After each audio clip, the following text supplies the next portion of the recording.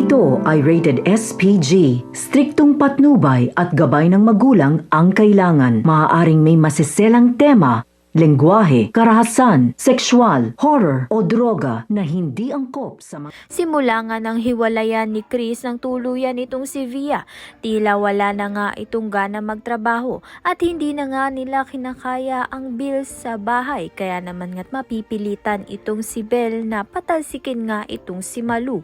Samantalang ito naman ngang pinahukay ni Rosel ang bangkay ng kanyang isa sa kambal na anak niya, subalit nalaman nga niya na wala ngang laman o bangkay sa pinahuhukay niya.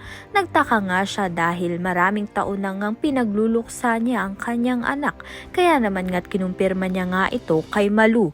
Sa kabilang banda naman nga, hindi nga kapanipaniwala na si Tali nga ang nagsumbong dito kay Rosel sa kababalaghang ginagawa nga nito ni Melania at Darius.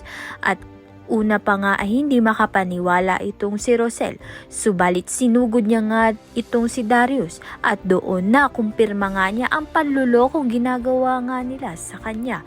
Kaya naman nga't itong si Tyrone ay pinagbubugbog nga itong si Darius. Kaya naman nga't yan at iba pa ang dapat nating pakaabangan. Maraming salamat sa iyong panunood.